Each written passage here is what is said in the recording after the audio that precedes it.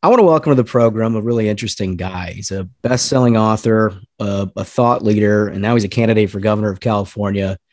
Michael Shellenberger, welcome to the program. Thanks for having me, man. Listen, I have read some of your stuff and I've watched some of your interviews, and I think what's most fascinating about you, to me, is that you consider yourself a liberal. And I read your stuff, and it's like a clear cut of neoliberalism. I mean, it's basically the best critique that I've heard on the modern progressive movement in a long time. And it sort of seems like in some ways it's coming from inside the tent. Yeah, for sure. I mean, this question of identity has become like the first question that people want to ask. So I'm not surprised you asked. I just did a radio show interview with Michael. Oh gosh, I always butcher his last name. Smirnik. He's a CNN guy. Oh, Smirkonish, sure. Smirkonish, yeah. And it was his first question too. And it was already coming up a lot last couple of years. I mean, the best way I can say this came from a friend of mine. He says, I am a bleeding heart liberal when it comes to my concern for the vulnerable. I'm a libertarian when it comes for my passion for freedom, and a conservative in my belief that you need civilization to protect both. Right. If you don't have a civilization, then you can't care for the vulnerable and you can't defend anybody's freedom. And civilization is under attack. I believe that civilization is in the process of undermining itself from within. It's the subject of the first two books of this trilogy, Apocalypse Never in San Francisco. And I have a third book I'm under contract to write for HarperCollins, which I'll write if I lose the election in June or November.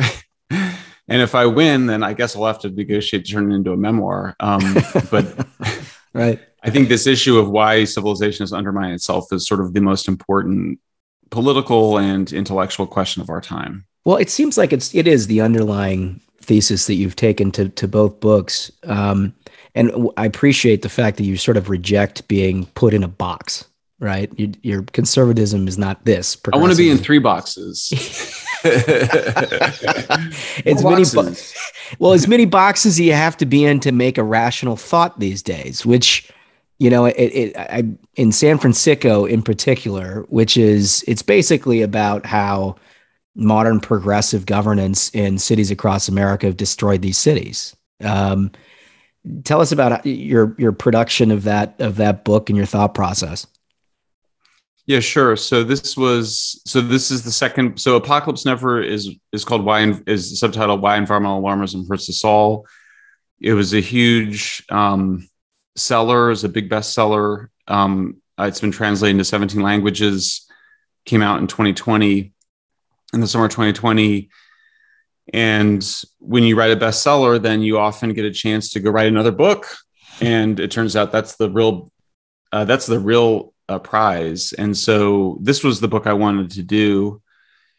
I wanted to do a book on California, and my editor persuaded me to do it about San Francisco. And as usual, it turned out to be great advice. My college English professor always told me, he said, Michael, your writing would be better if you bit off less and chewed harder. So I bit off less and chewed hard on San Francisco, and it was a great focusing device. The book is about its subtitle, which is Why Progressives Ruin Cities. So sometimes people are like, you should write a book about Seattle. And I'm like, no, I did. That's the same book. Yeah.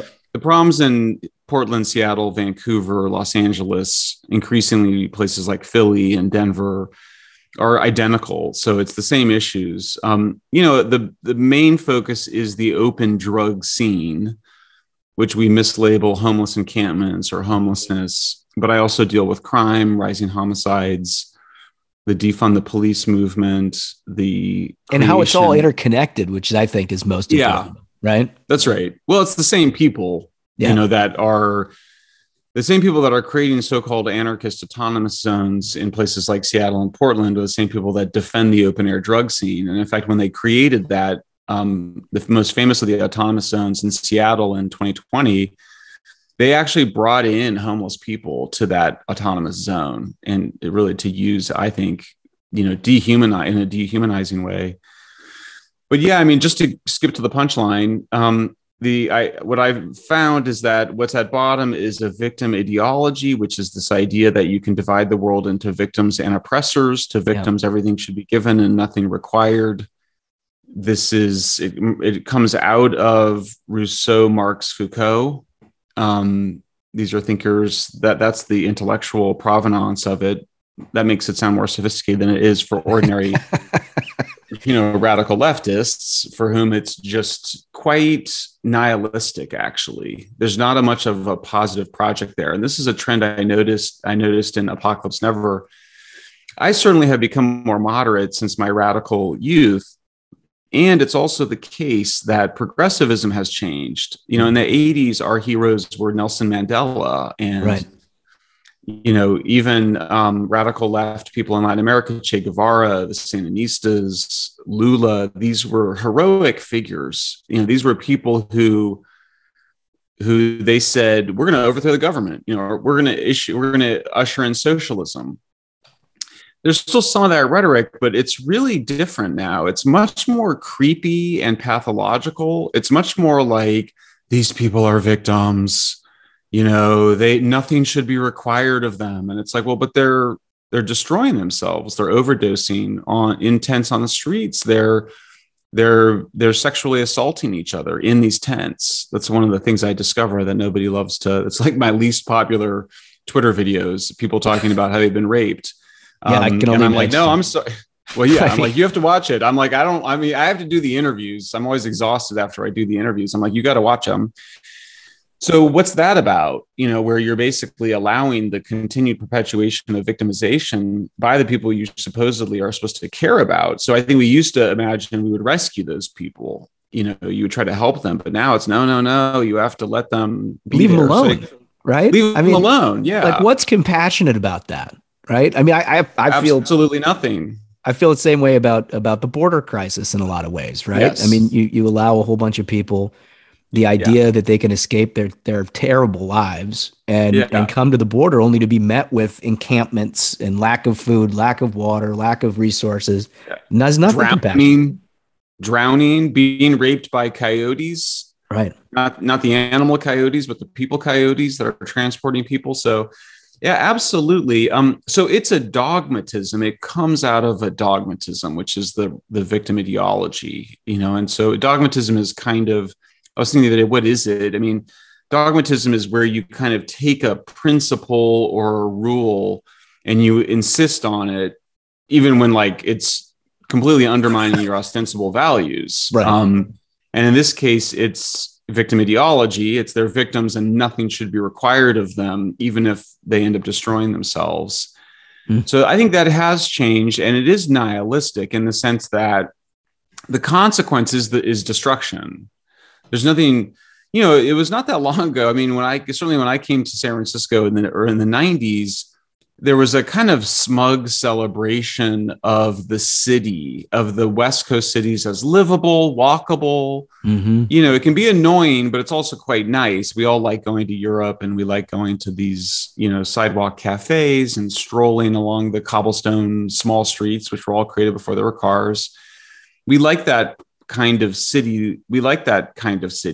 It's the Jane Jacobs, Greenwich Village type, city.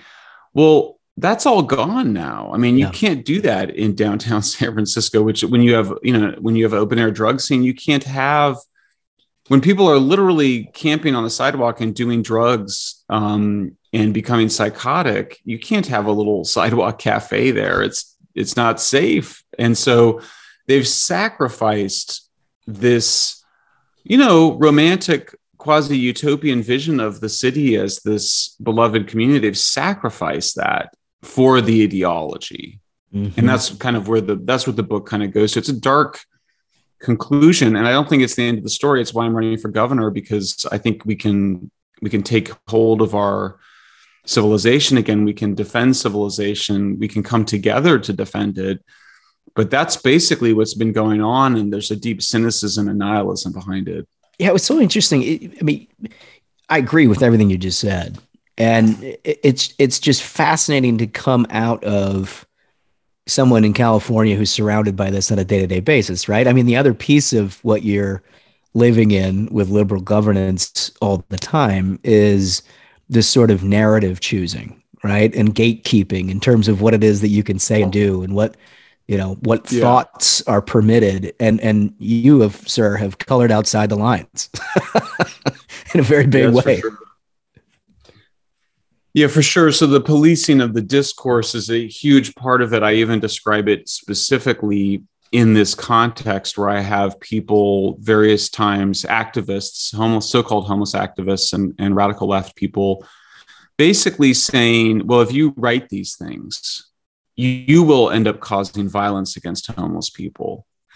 And it's this classic conflation of physical violence with speech, which we see a lot of.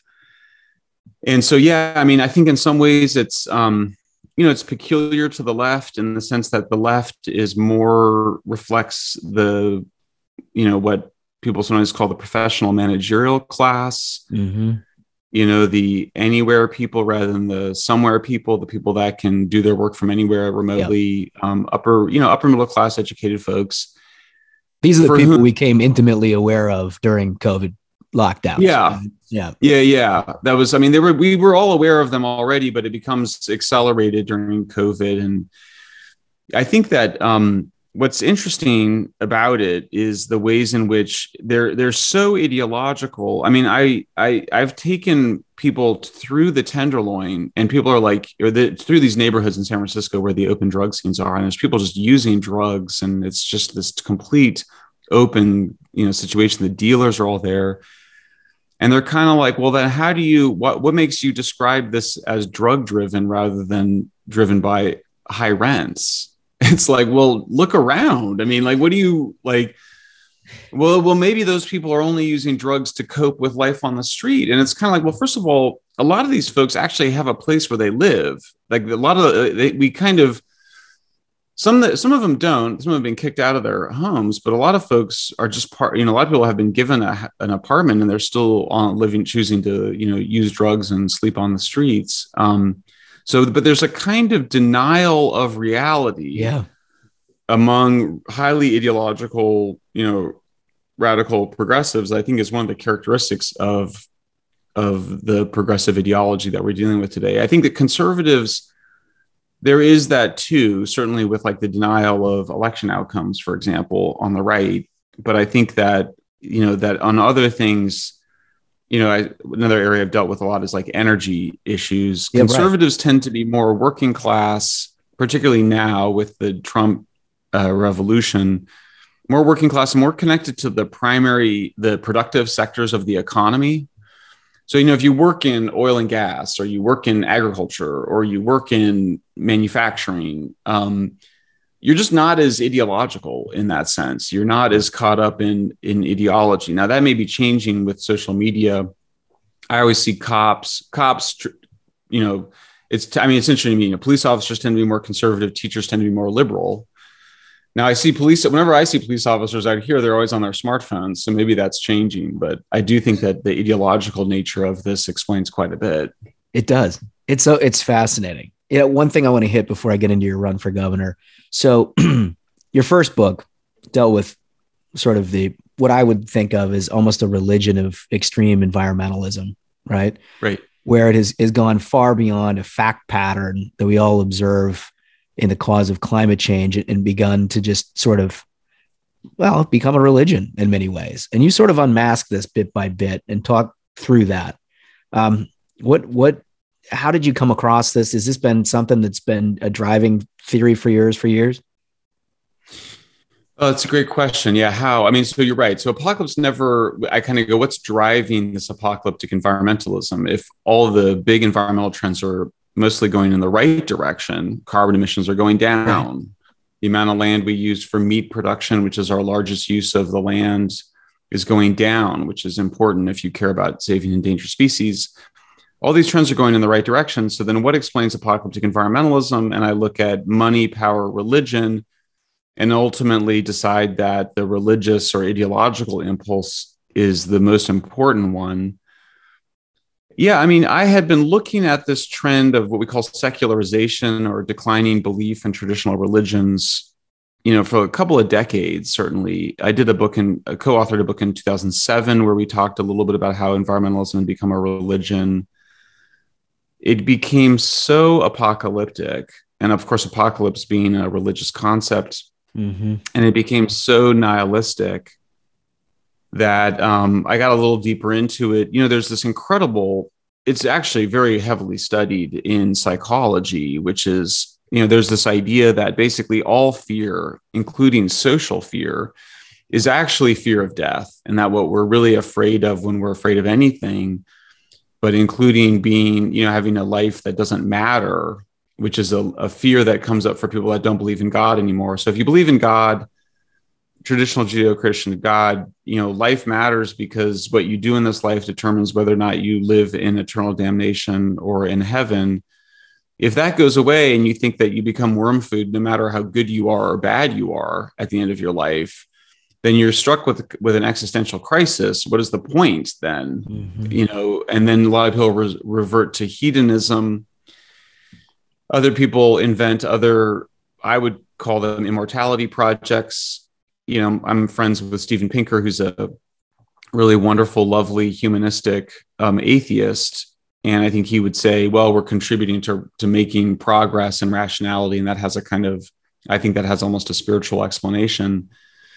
But I think a lot of people create some distress. And so you end up creating new religions, basically, or what we call immortality projects. And that's, it can be positive, like in the case of my friend Steve, or it can be quite negative, which is the Greta Thunberg version, which is I'm just going to make people I'm going to make everybody else hysterical. And we're going to, we have to just immediately change everything in the whole productive sector of the economy has to change. We have to instantly stop using fossil fuels, which is just ridiculous. And it becomes very, very nihilistic in the same way that the radical left becomes nihilistic in wanting to destroy cities and keep open drug scenes going. So, this is all sadly and impressively was brilliantly predicted by the philosopher Friedrich Nietzsche, who said that the decline of traditional religion would lead to nihilism. Not to, you can get there is a utopianism, like a kind of environmental utopianism, which is that we're all going to use solar panels and wind turbines. And Ecotopia was a book that was written in the 70s. We're all going to sing songs, and it's got a kind of hippie version to it, right? Right. But that's been eclipsed by just the sheer nihilism and resentment and hatred. And I think that's really interesting. And I'm not quite sure I totally got to the bottom of why that is, why, but maybe it's because the utopianism doesn't work physically. Like you can't, I'm working on a piece today about how Goldman Sachs is finally admitting that you can't power a society in renewables after having hyped renewables for a decade. Now they're like, oh yeah, it actually doesn't work. What a terrific revelation, right? Thanks. Yeah. Got it. yeah, exactly. So I think maybe that's the problem, is that when you try to construct a utopia in the real world, it falls apart. And so you are left with nihilism. In other words, communism failed, ecological utopianism failed. And so you just end up being a hater. Yeah. It's powerful stuff. Listen, here's how this translates for me in the political world. You're now running for governor. Yes. You're obviously an incredibly smart guy. An intellectual. You've thought through all these issues. There's not a lot of intellectualism in politics today, Michael. I'm not breaking any news to you. No. How do you translate this in a sort of bumper sticker world, right? Where you get so few impressions on so few people, and you're running in a state that's sort of dogmatically liberal. Yeah, I mean, that's a great question. I mean, my basic process was you do the 400-page book. You have to write the 400-page book before you can write, a dozen articles that summarize the book. And then you have to write a dozen articles. It's really been more like 100, but you have to write those articles before you can put it on Twitter. And then you have to kind of boil it down, or to paraphrase Einstein, simplify as much as possible, but no more. Well, I think we've done that pretty well. I mean, my platform is basically on the so-called homeless issue. It's basically shelter first, treatment first, rather than housing first. It's Cal Psych, statewide psychiatric and addiction care, rather than having the counties do it. Yeah. And it's enforce the laws, because if you don't enforce laws, it turns out people don't follow them. And what an incredible concept. I know, it's surprising. And then also it's a way for people to get the help they need, psychiatrically and in terms of addiction. So we did boil it down. And of course, then there's a huge amount of body of research behind all of those planks. But then there's this other issue, which is just, this was the right moment. The political right is really lost in California. It's 24% Republican electorate. I was able to persuade Republicans to adopt much of what I'm proposing on homelessness, except for the statewide psychiatric and addiction care part of it. They couldn't get over the fact that it was another government agency. I pointed out that actually I'm proposing to reduce the number of government agencies from 58 to 1, but creating the new one was too hard for Republicans. So I thought I would support a Republican, but then the Republican I was going to support decided not to run. And so at the last minute, I jumped in. The shocking thing is that we can win. If we win, we will win on a tiny amount of money. We'll win on like $1 million or $2, which is like nothing when you consider that we're going for the 5th largest economy in the world, right? An economy bigger than that of India or Britain. Yeah. So if we win, it'll be a massive underdog victory, and done using the classic underdog strategies of working harder, moving faster, and changing the rules of the game. So that's what we've been trying to do. We're in crunch time now. We've gotten a bunch of endorsements, Joe Rogan, Wall Street Journal, the biggest Taxpayer Rights Association, Howard Jarvis Taxpayer Association, David Sachs, an important VC out here at what part of the paper. Yeah, we just had David on last week. Yeah, absolutely. Yep. That's David's great. A good guy. Scott Adams, who's an important heterodox but Trump supporter. When you come from the left, you end up not getting sucked into all the fights that have been occurring between the never Trumpers and the Trumpers. And so I was able to float above a lot of that stuff. Yeah.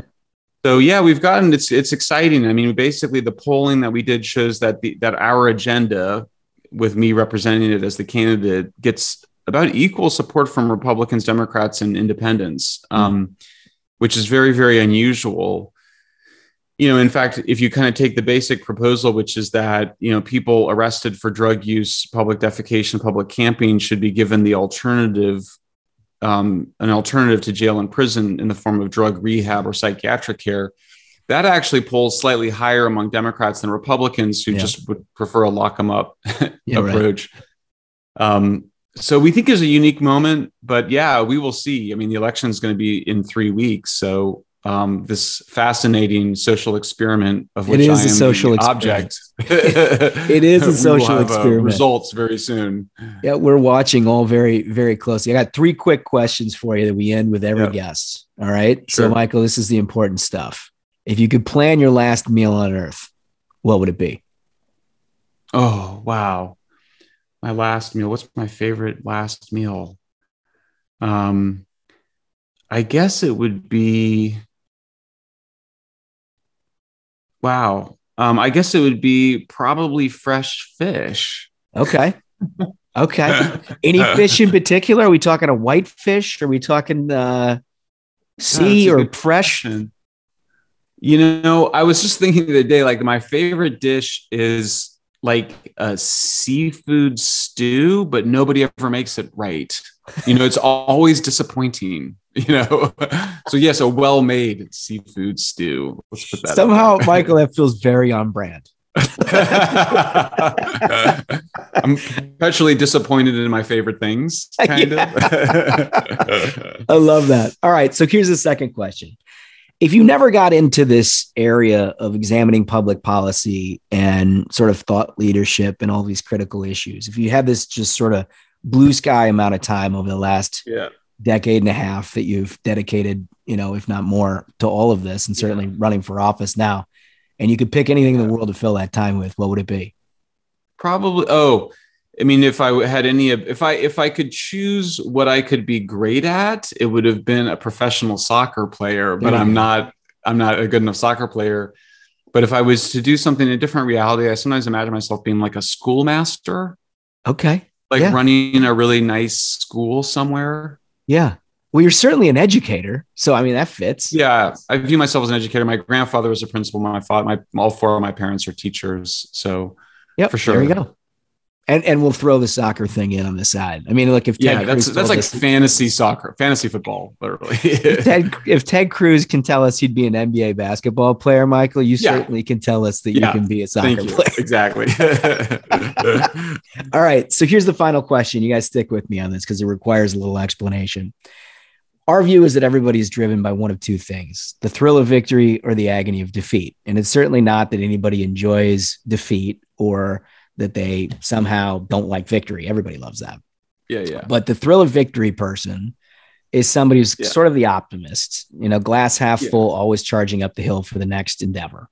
Oh, there you go, man. The agony of defeat person is that every achievement they've ever had in life lasts about 2.5 minutes, but every setback they've ever had drives them beyond anything to try to overcome the next obstacle. So those are the two poles. Where do you find yourself there? Oh, 100% on victory. Yeah. Thrill of victory. Absolutely. It would be hard to take on what you're taking on as anything but a thrill of victory guy. Oh, I mean, yeah. I mean, can you imagine? It's insane what we're trying to do. So it's been a thrill ride, and the next 3 weeks are going to be a blast. They are going to be a blast. Michael, tell our audience where they can find you, where they can help you, and follow what's going on in your campaign. Thanks, Josh. Yeah, I mean, best is Shellenbergerforgovernor.com for the website. My Substack is just Michael Shellenberger, and Twitter, it's Shellenberger MD. I'm not an MD, but those are my initials, MD. So Shellenberger MD at Twitter. And they can see all the videos and stuff there too. That's awesome. Well, listen, I appreciate you spending some time with us. Good luck out there. I know you're. Thanks, Josh. Appreciate you. And we'll stay updated. Awesome. Thanks, man.